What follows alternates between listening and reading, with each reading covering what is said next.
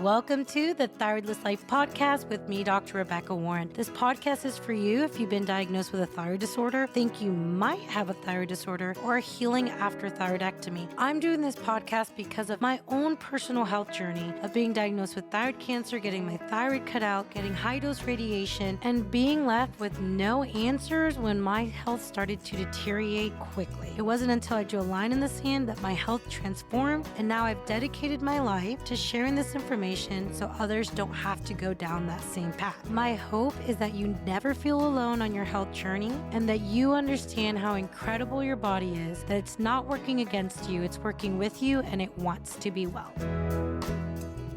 So today I'm going to be making the case of T3, not just T3 meds and testing, but I'm also going to be making the case for reverse T3, and especially making the case of not depending on your medical doctor for what they cannot give to you.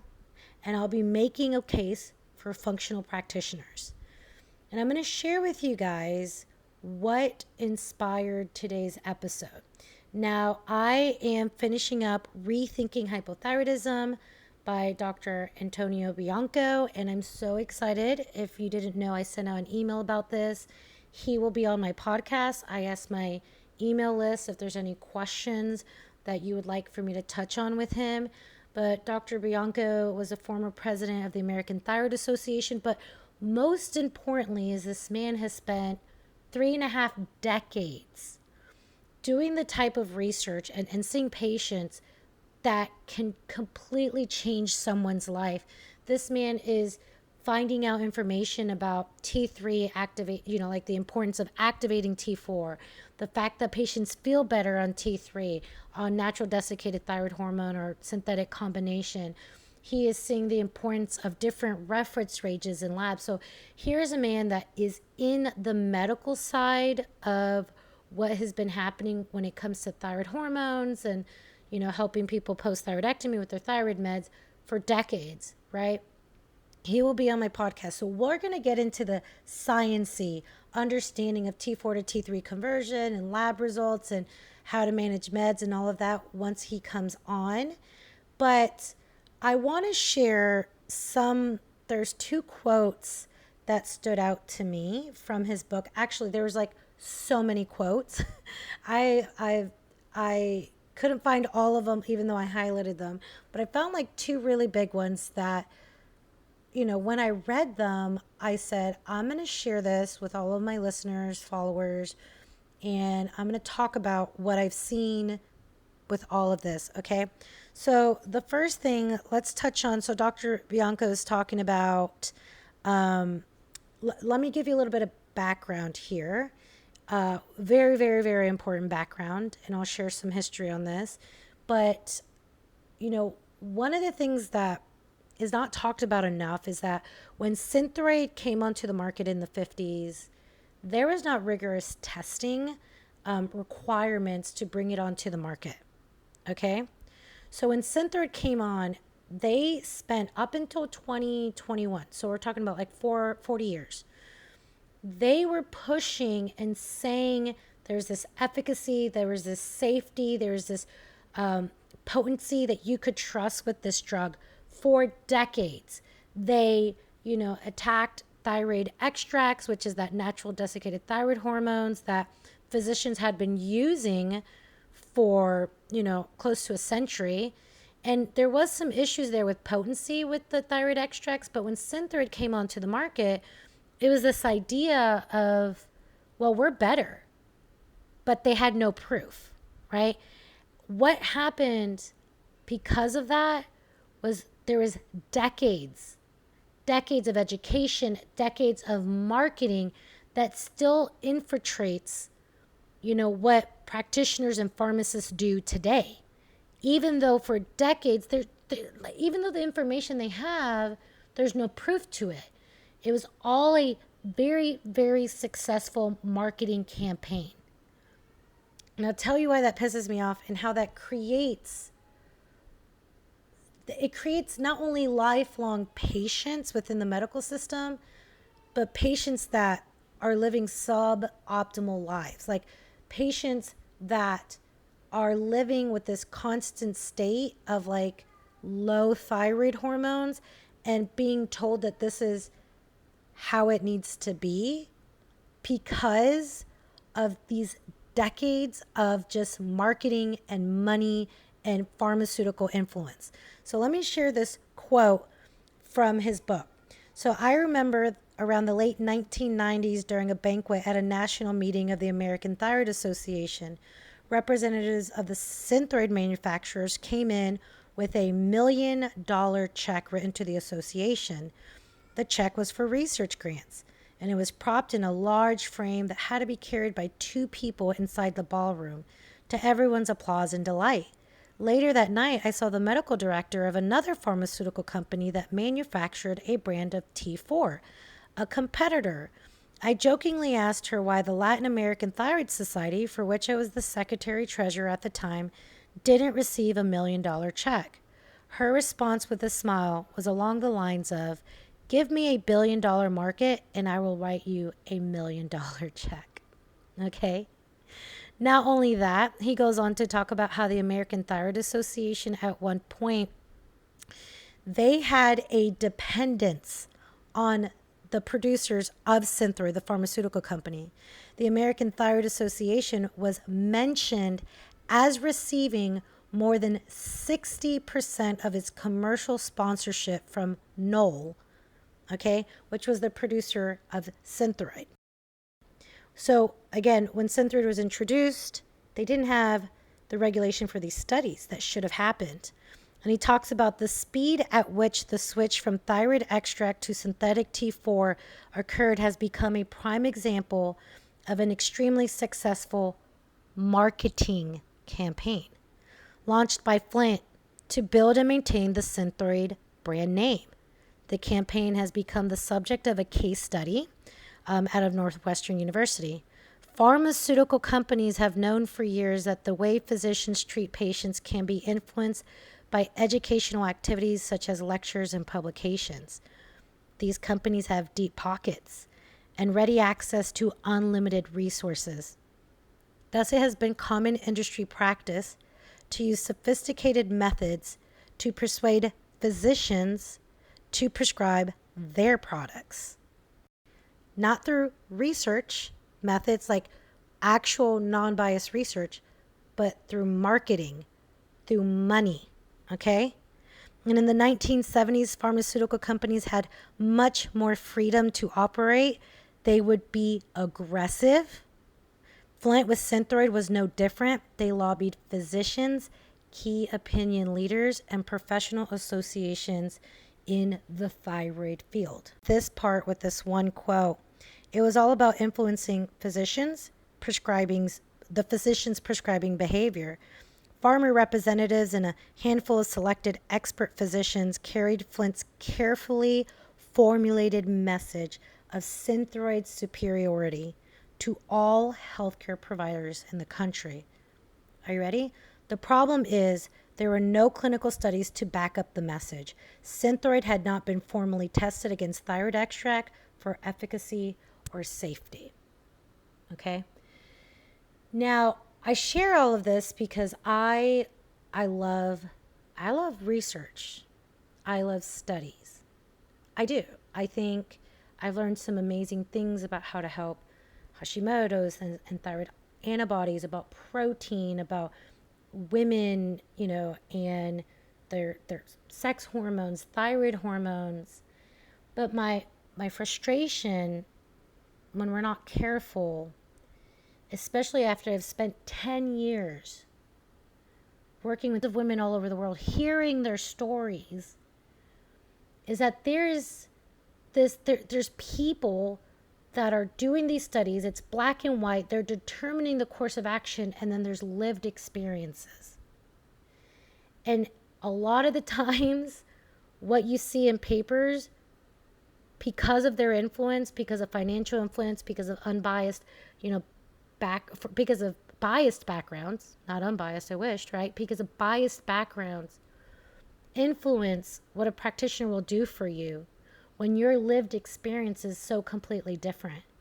Not only that, but women in women's sex hormones. We are so different too because we have the added, ebb and flow of our menstrual cycle, which is day one bleed to day one bleed. And so the thing that frustrates me is that as much as I love research, again, there's the lived experience. There's the bio-individuality of our bodies and what we've gone through and our comorbidities or, cofactors like if you're eating nutritional food versus not, if you've been exposed to mode versus not. And so the thing that frustrates me is that a lot of practitioners hear certain things, like from the American Thyroid Association, they've determined that this is the best way to go about it. And yet you're standing in front of your practitioner and you're telling them this isn't working for you or you need help with something else. And they're telling you no, which is crazy. That's crazy to me. And not only that, let me share this one last quote that he shares towards the end of the book. Is they did a study on looking at T4, T3 combination therapy versus T4 only medication. And the idea was that does this help quality of life? And, he does a really great job of just saying that the study just wasn't done right. If you ask the wrong questions, you're going to get a study. It gives you different results if you're asking different types of questions, right? So they supposedly, and I've seen this quoted, I'm subscribed to these research journals, Thyroid, Clinical Thyroidology, anyways, and I've seen, the American Thyroid most recent, recommendations and studies that they reference, and they do reference this study that he talks about. And, you ask the wrong question, you get these results that now are going to determine millions of lives. But in this study, quote unquote, they didn't see that it improved cognition and all these things. But what they looked at is that the participants in this study, up to 45%, a majority of participants preferred T4, T3. They preferred it. They would rather utilize it. Okay? There was no adverse reactions. There was no mortality issues. There was no problems with utilizing this T4, T3 combination. And in fact, this is what these patients wanted. And guess what? Your preference doesn't matter as a patient. This is one quote he shares. In addition, what I hear from my colleagues is that many do not consider patient preference when engaging in shared decision-making conversations. Oh my gosh. When I read that just pissed me off. It's as if, the one goal when you go into this medical system is to not die. You're not dead. You're not in a hospital bed. So everything else doesn't really matter. Your quality of life, your wanting to do something a certain way that aligns with your lifestyle, especially when there's no adverse negative reason not to. The fact that they would not take into consideration that you and your body feel better and would like to utilize a different tool that's readily accessible, that can be tested, with blood work, that they can help you manage. The idea that shared decision making, then what's up with shared decision making? If I cannot come to the table and say, I have been experiencing this, I would like to try this, and when I try it, I'm like, oh, I actually like this better. And the doctor's going to say, no, that doesn't matter. It doesn't matter how you feel on this med in your day-to-day life. It doesn't matter. And for me, living without a thyroid, and so many of you guys that listen to this live without a thyroid. A lot of you guys have had Hashimoto's for years that destroyed your thyroid because your doctor didn't give you the right, guidance. That's insane. And guys, this doesn't just apply to thyroid. I mean, it applies to all of the medical system, right? And this isn't everyone, because obviously Dr. Bianco is a perfect example. He listens, he works together with his patients. We have a lot of great researchers. There's I found when I was a patient, a prescribing practitioner that would listen to me, that would give me Armour Thyroid. We worked together, gave me what I requested. But you are more likely to get the opposite than to get someone that's going to support you. Plain and simple. You just are. I see it over and over again. And one time on our local radio station, which is our largest, it's the largest health focused show here in my city. So we thousands of people listen to us. Someone got really, really, really mad because I was like, man, I wish there could be like a body cam, like when a doctor goes into the room and talks with you that, records what they say so you can see it, right? And they really, really hated that because they're like, oh, I don't know, because I said they should wear a body cam. But, when I do my consults, I love, unless someone requests to see me in my office, I love doing it recorded so that you can go back and listen to everything I said. I have no issues you going back and listening to my recommendations and you going back and listening to how I explain things. I have no problems with that. Because when I go into a consult, my goal is to see lives transform. My goal is to empower and educate and equip for women to live their God-given potential, to not just get by, not suffer by, right? Like this is what God's called me to do in my life, right? So when I go in there, I'm prepared to help you. There's no ego here. And sometimes, listen, a lot of the times I learn from you guys. Hey, Dr. Becca, I found this study. Wait a minute. I haven't seen that study. Let me see that. Boom. Now I'm going down this rabbit hole. I might change and tweak how I do things because there's new information.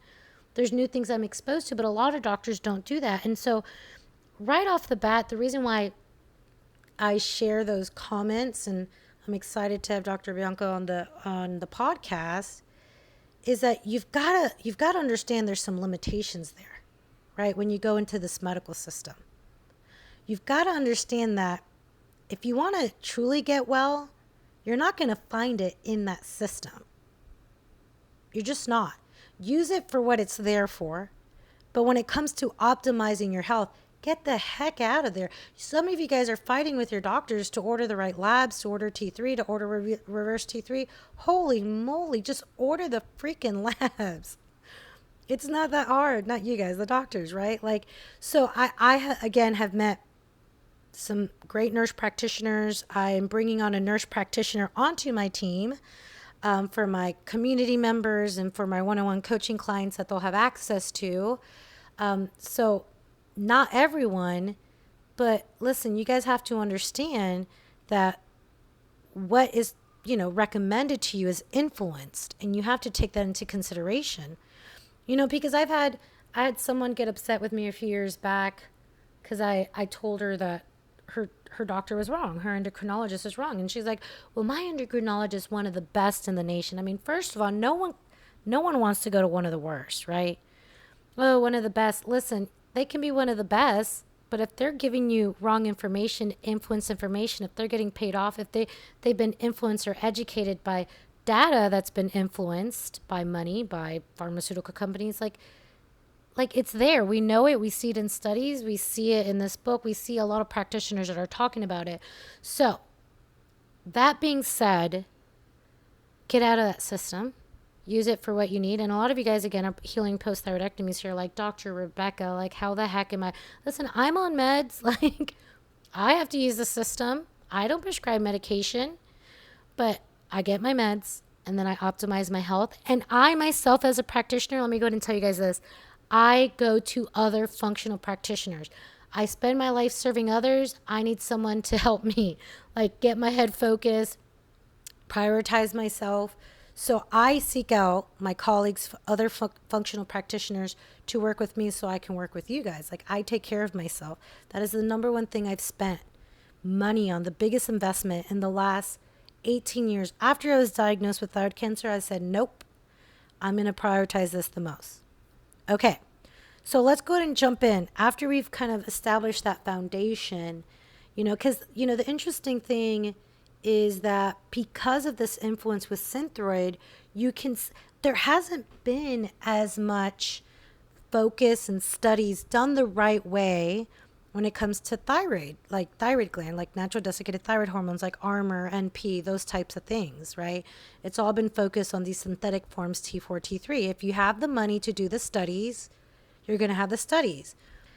But this is also why, if you have not heard me say this yet, you are N=1. You are it. In the end, if something works for you, that's what matters. And I heard a doctor say something that I've taken on to myself, like that I've made my own in my mind. And I heard him say it at the seminar I was at, and I want to say it to you, right? The research and studies, they're amazing, they're great, and all of that. But I want your life, your healing, your health, how you're able to get better, even if doctors say you can't, even if you've had all these different things going on. I want you to live in such a way that you're so well that science wants to study you, wants to study how you're doing it, how this population of women are advocating for themselves and trying new things. And, if they have Hashimoto's, they're doing selenium and glutathione, and they're able to, change their nutrition and see this thing come down. If you're healing post-thyroidectomy, how you advocated for yourself and you got on T3, and now you are in the best health ever, long-term, decades down the road, doing fantastic. And I want science to look at how you all are living and need to study that. So we set the tone on what the future of health and healing looks like for women. And that's how it should be. Because when we're looking at T4, T3, let's go into this. When we're looking at T4, T3, one thing, and I've done seminars, I've done episodes on this, I've done videos on this on YouTube and all of this. Like, the biggest thing to understand is that T3 is the active. It's active. It is the active thyroid hormone, correct? It's active. So whether you have a thyroid or not, understanding what those levels are vitally important, because that's the molecule, that's what's going to bind to the nucleus. Like, that's what's going to make you feel well. But what happened is when the discovery in science that T4 is converted in the body occurred, they're like, whatever, who cares about T3? The body does it, right? Doctors still say this. I don't need a test. I had someone submit a question this past week about their doctor. Endocrinologist said, I don't see the point of testing T3. It's not going to change how I treat you, like what recommendations I give you, which is freaking crazy. You're telling me if you test the active thyroid hormone, literally, if you can see how much of the active hormone there is in circulation and you retest it and it's consistently low, you're not going to change what you do? That's crazy. But that's the idea, right? The idea is that, like, if the body knows what to do, it's going to do it. But is it possible there's something in your environment, toxins, nutrient deficiencies, enzymes, polymorphisms, like genetic SNPs, could there be outside influences that affect the way your body is able to do something optimally? Yes. There can be these outside factors, these things that can affect your body's ability to function appropriately. And what's really amazing, though, I'm going to add this as a side note because we see this in studies, is that your body does have these backup mechanisms, these ways to step up to the plate should things go haywire. Okay. So there might be some D2 issues. There might be, issues with binding to the cell. Your body is going to try to do whatever it can to maintain, certain levels of things, certain levels of thyroid hormones. This happens with sex hormones and all these different areas. But the problem I have with this, so we have these studies, like, let me give you an example. I came across a study where we know that these D2 pathways is very much so selenium dependent. Selenium is very, very, very important. Selenium is very important for your hormones, okay? And they looked at rats, in this study, they looked at rats that were deficient in selenium, okay? So they did a study and they did, like, quote unquote, generations of these rats that were deficient in selenium, but they found that these rats were still able to maintain their D2 activity, D1 activity, and D3. There's a D3 as well. Okay, I'm not sure if I mentioned that, but they were able to maintain these activities. And it's, well, we don't really know why, but look, it still functions. Okay, cool. That's great that we have this little rat and you created this one little issue. But what about a human body that might have multiple things going on? Because let me go ahead and tell you, you don't just create thyroid dysregulation just 'cause, right? It's a body that's not able to adapt. You don't create thyroid nodules just 'cause. You don't create thyroid cancer just 'cause. You don't create thyroid antibodies just 'cause. It's a whole systemic thing going on. Your thyroid isn't in this separate little system. All right, well, let's look at this body that's chronically stressed, that has sex hormone issues because the thyroid is suboptimal. How about you've been exposed to mode? Let's say you've been exposed to some heavy metals, like there's some gut stuff going on. Now, here's a body that's having to work overtime to make up for this mineral deficiency on top of everything else. This is the problem I have with studies. Realistically, you're not just this kind of like being that's put into this little bubble that the only thing you have going on is this one thing. You have multiple things, a cascade of things. And here's your body having to make up for mineral deficiency here. And then your body's having to make up for protein deficiency, because a lot of the women I work with have these protein issues. You got to take that into consideration. That's great that we have this backup system. The goal isn't to chronically rely on our backup system because we have all these deficiencies and dysregulation. Our goal is, boom, we have this backup system going on. It's been activated. We got this cortisol. We got this, making up for all these deficiencies. You can test for these things, right? You can do some amazing tests for this. I offer that on my website if you guys are interested.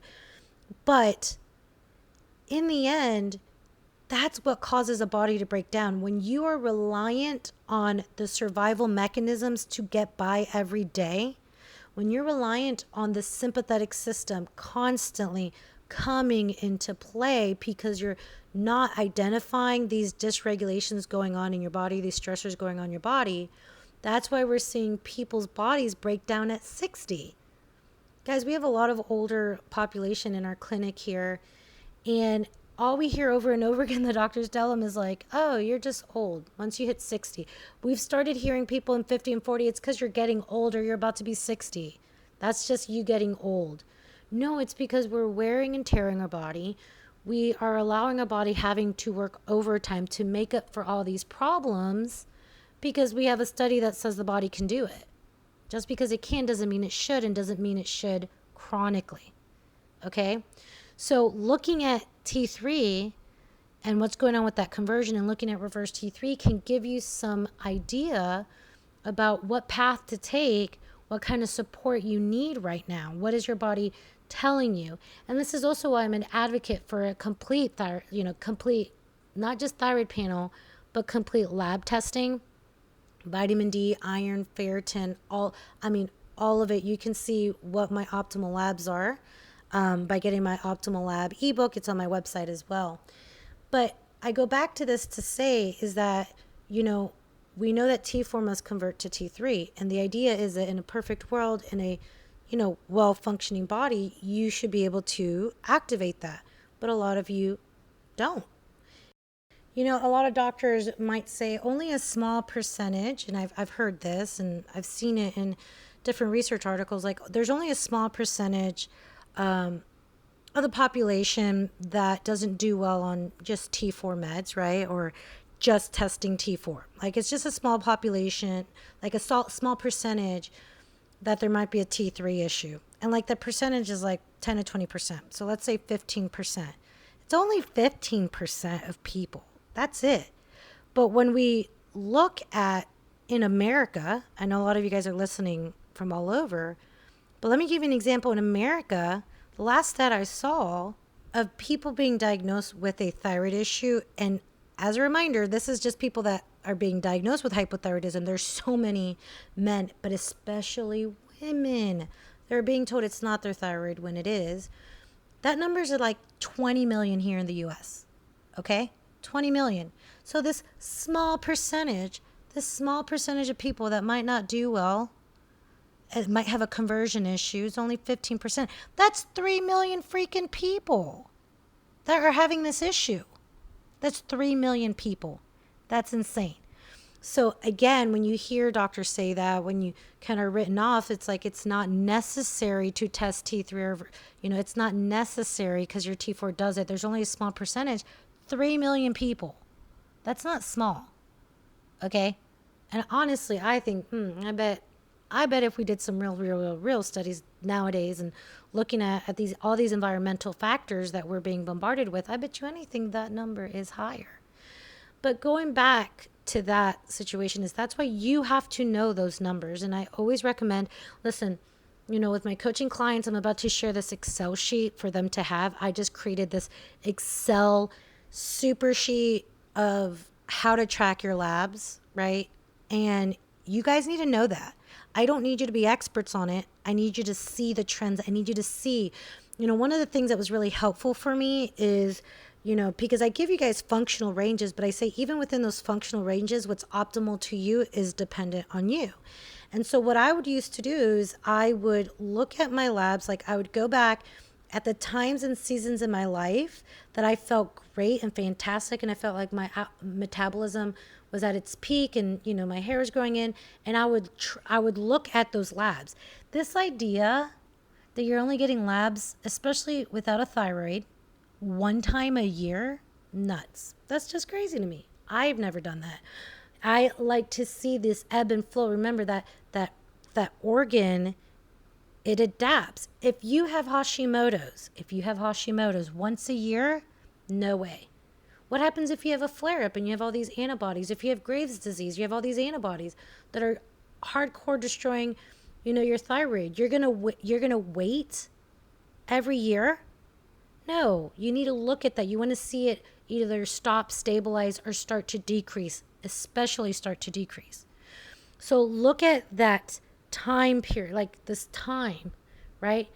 Doing labs, every quarter if you have something going on, if you're having to tweak things, if you're wanting to see those antibodies come down.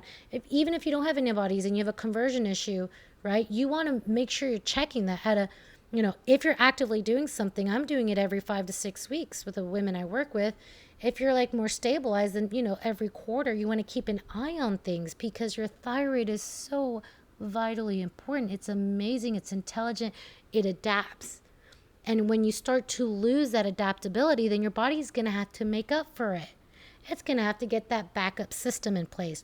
Don't allow your body to be chronically in a backup place, in this backup system, right? I talked about that. That's sympathetic.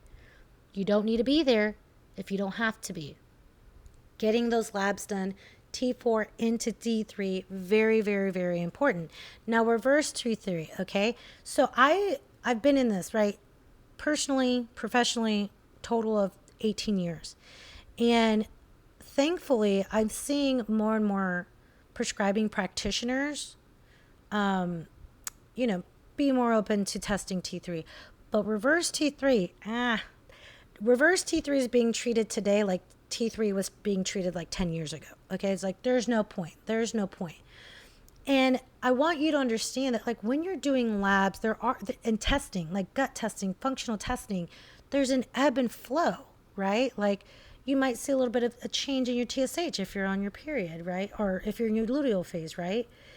You might see something different with your thyroid hormones if you've been really pushing it in the gym, right? There's this ebb, and if you're sick, you went in and you were getting labs done and you were sick, or you were fighting something, or you felt bad. Like, this is a picture of where you're at in that moment, right?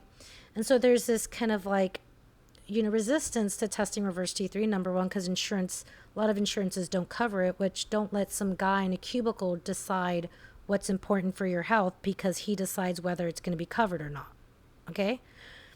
But there's this kind of resistance to it because, it's not a tool that's going to determine like thyroid meds or like recommendations on healing the thyroid. It's not going to change that. And I think I don't agree with that 100%. That's not what I have seen. But let me talk to you about reverse T3, right? Because we do see that reverse T3 in times of stress, like when we see it in studies, like especially, they've looked at it in people that have been, in ICU in the hospital, we see that the reverse T3 is influenced by stress. It's influenced, like it gets into action, it increases, it decreases according to stressors that you are encountering.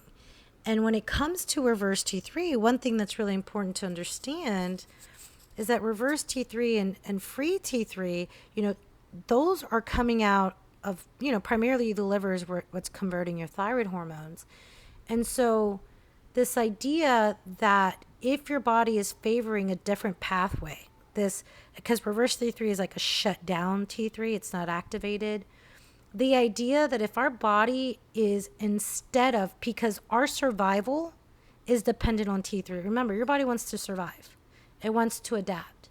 And here's this body that wants to survive and adapt, and it's choosing a pathway that goes against that. It's choosing a pathway that doesn't contribute to optimal function and healing and metabolism. And yet your doctor doesn't think that's important to understand and know if that's happening. That's wrong, right? Because T4 is going to go, it's going to be converted to active T3, and then some of it's going to go into reverse T3. You want to know if your body's under stress, if your body is shutting down your ability to activate T3, you want to know that. And especially, I've had a lot of women lately, I've ordered multiple tests on them, and the reverse T3 continues and continues and continues to climb up. Most doctors are going to wait until when to do something when it comes to your labs, when you're out of the medical ranges. That's not what functional practitioners do. We don't want to wait till you're jumping off that cliff. We want to make sure if you're moving towards the cliff that we stop you before you crash and burn. And this idea that the only way to utilize reverse T3 is like it's not going to change the treatment plan, then that means you have a practitioner that's not looking at your body as a whole, that's not taking into the HPA axis, the hypothalamus, pituitary, adrenal, cortisol. They're not taking all of that into consideration.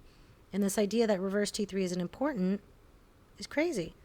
And not only that, I talked about the deadenases, right? There's 3 different ones that are just really, really important. These enzymatic processes within the body that activate, inactivate, keep things in check inside of our body. But again, there can be polymorphisms. There can be these genetic changes that can happen in how they express themselves. And so if there is something going on with the D3 pathway, which is associated with reverse T3, it's the main enzyme that's going to inactivate your thyroid hormones. That's going to influence your body's ability to maintain active thyroid hormones to keep that metabolism up and to give your body cellular energy. Like, this is important to know. And you also want to know that if your body's chronically stressed, because you have all these other things going on, there's a lot of you guys that might have long COVID, that had the COVID vaccine, that is causing these changes within the body that you're still dealing with today, and you're in this chronic state, and you have that reverse T3 that's being affected. You want to know that. You want to know if your thyroid T4 is taking a different pathway than what it needs to be taken in order for you to feel and function well.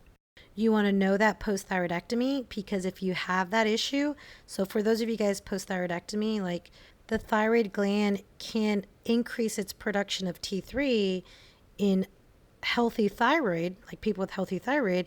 The thyroid can, if there's like a conversion issue or you're not activating T3, you can have that gland kind of step up to the plate and increase that T3 production. But what about us that don't have a thyroid? Now you're missing the backup system. And if you're not converting that T3, that's a problem. Now, that doesn't happen to everyone. I have come across women that do fine on T4. They're activating it, they're converting it. I did for a few years post-thyroidectomy, and then I didn't. And so you have to have the ability to change things up, types of meds, according to your body's needs. Okay?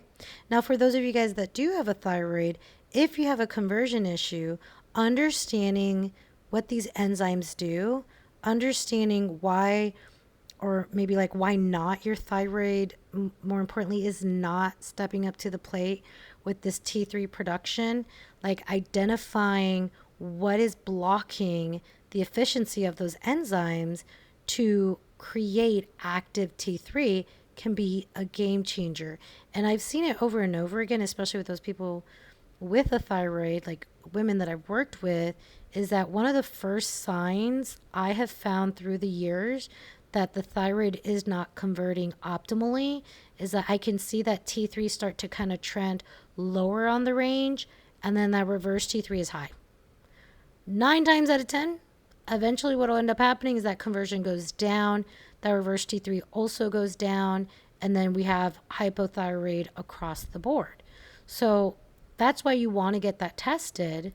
You don't want a doctor to dictate that, what labs you're going to get, because you should be doing something, because everyone should be doing something, because you may not be. Okay. And so as I wrap up today's show, this is why it's important to work with a functional practitioner. My health didn't change because my endocrinologist told me what I needed to do when it came to my health. A doctor of chiropractic did, which is the last person I ever would have thought could have helped me with my health. But because of him, I do what I do, right? I was able to see a complete transformation in my thyroid hormones, my sex hormones, my moods, depression, anxiety, all of those things. And so, what is the difference when you're working with a functional practitioner is that, you can have an endocrinologist that's looking at your thyroid, but, there's a connection. There isn't a tissue or cell in the body that's not affected by the thyroid, right? There can be a gut issue, that can be sex hormone, adrenals, infection, toxicity. And the thing is that these things can make your thyroid worse, but your ability to handle those things and adapt to those things is affected by your thyroid hormone levels. And so it's very frustrating. And I know what it's like to have a gut doctor for this and having to go to an OBGYN for this. And not everyone's doing the right testing. And your endocrinologist is looking at this, but no one's stepping back and saying, hold up, this is all connected, right? Not only is it all connected, but let me tell you the approach that I take that's so differently. And I wish all of you guys can start looking at your body like this when it comes to healing long term. Is that my goal, number one, is to identify the biggest stressor. Okay? I have women that come in and they want to do all the tests. And I could be like, man, yeah, you would benefit from a gut test, a nutrition functional testing. Yeah, you could benefit from genetic testing and all these things, but you got to take a moment and you have to always remember that your body is created to heal. This is how you approach thyroid hormone issues, okay? The first step is you have to identify that the body's created to heal, okay? You cut yourself, it wants to heal. Every day, we have autophagy in our body. We have the breaking down, we have the building up. Your body wants to be well. Your body wants to survive, okay? When it stops doing that, it's because there's dysregulations, there's dis-ease inside the body that needs to be identified. But the next step is understanding that health is obvious. It's not going to be, you're not going to fix this all in 30 days. I have a 6-month one-on-one coaching program. It's not going to fix it in 6 months. That 6-month program is to really just go at it and it's like this jumpstart program, right? The goal is that you get better over time because you're peeling the layers away. And so what you should be doing is you want to identify the biggest stressor, okay? First step, identify the biggest. You might think it's the biggest, it might not be. That's okay. You have to identify, and this is what this is what I do. When I work with women, this is what has helped so many women through the years is identify what's the biggest stressor first. Because remember, your body wants to heal. So once you eliminate something that's really causing this major dysregulation in your body will improve. And if your body starts to improve from that major stressor, there's all these symptoms, there's all these things, there's all these lab markers which will improve because your body will go in and heal and regulate. But whatever doesn't improve, that's where your next path is, okay? So let me give you an example, right? If I have someone coming in, I'll give you an example post-thyroidectomy, and then I'll give you an example of someone that's coming to see me for thyroid antibodies, right? The first thing I'm going to look at, one of the biggest stressors, without a doubt, is people post-thyroidectomy not being on the right meds or in the right dosage. So again, I don't prescribe medication. I'm about to bring a nurse practitioner onto my team for anyone that wants to work with me. But first step is that's going to be a big stressor because I have women that have gut issues. They can't eat meat. They feel like their gut's bloated or their menstrual cycle's gone or it's painful or they're struggling with hair loss, all these things. And you know what? You can go out and do biotin and then you can go out and do this, gut cleanse and parasite cleanse, and you can go out and do all of this, or identify this really, really big stressor, get it corrected. And then a lot of times a lot of the symptoms go away. The body healed itself in those areas. And then whatever's left over, then I know, okay, we need to go down this path. So for example, iron and ferritin is low. That can cause some symptoms like fatigue and weakness and hair loss. I'm hoping that's going to get better by increasing protein and by, getting on the right thyroid hormones. We do both of those for a period of time, and I'm going to retest iron and ferritin. it did not get better. Okay, then that means we go down that path, right? What does that mean then? Okay, well, if depending on how the pattern of iron and ferritin looks, then there might be an infection that we need to look at and dig deeper into. There might be a systemic infection, a gut infection, inflammation that may have not gotten better. And then we are going to go and we're going to tackle that. And then once you tackle that, you move on to the next thing. And it takes time. And I have to say this to women over and over again, that actively doing something, yes, doing a protocol, taking all these supplements, doing keto, whatever it may be, has some really big effects, but also resting in between, not doing as much, is just as important in the healing process as doing all the things. And just so you guys know, when I told you that, I'm kind of preaching to myself, because I have to remind myself of that too. You can go at things and then you can take a break and just love and nourish and support your body and then go at things again. Now, let's say something like, let me give you an example. Someone comes in to see me with Hashimoto's. I have someone in my community that did a one-on-one through my community. And we identified these, antibodies that have going on. So I'm like, okay, so there's so many different things that can trigger this, but we went through her health history, we went over through previous testing, and there's all these signs that the gut is a mess. There's gut infections, there's leaky gut that can contribute to antibodies. That's the first place we're going to look. It could be the gut, it could be mold. It could be the gut. It could be Lyme disease. Guys, if you go on Google, you can find so many different things out there. Take it one step at a time. Do that one step well, then retest. See what's improved, or just track your symptoms, right? So we'll go at the gut. We'll identify if she has any pathogens, what the regardless of what it shows of the bacteria, we're always going to work on supporting good bacteria growth, good bacteria balance, good gut, that there isn't any gut permeability. And then once that improves, then we wait a second, okay? What got better? Did those antibodies come down or did they stay the same? Well, then what is still going on? What symptoms are still going on? And then we can go down that path. I've had people, I've seen a lot of women do well just doing the gut protocol, right? Identifying what their gut looks like. And then I've had a few that I've had to take down a different road. And a lot of times it's toxicity, especially when it comes to Hashimoto's. But you guys got to be very careful, because there's a lot of people out there that want you to detox and do parasites. There's this brand out there that does a parasite cleanse I don't agree with. If your clearance pathways aren't well, if your gut isn't well, if you don't have good bacteria, you can do parasite cleanses day and night. But if your environment isn't well internally in your body to maintain those changes, you're going to get it again. You're going to get a different infection. So you want to take it one step at a time. And we always start with the foundations, right? Clean air, movement, sunlight, lymphatic drainage, clearance pathways, bowel movements, enough water with enough fluid, circadian resets. Like, you've got to start with the foundational things, the things your body needs to be well, like on a daily basis, and then go step by step by step. I didn't get here overnight. I cringe when I think about what I did like 15 years ago, what I thought was healthy. In my defense, we didn't have as much resources as you guys do today with food and all this stuff, but I am so much better now than I was then.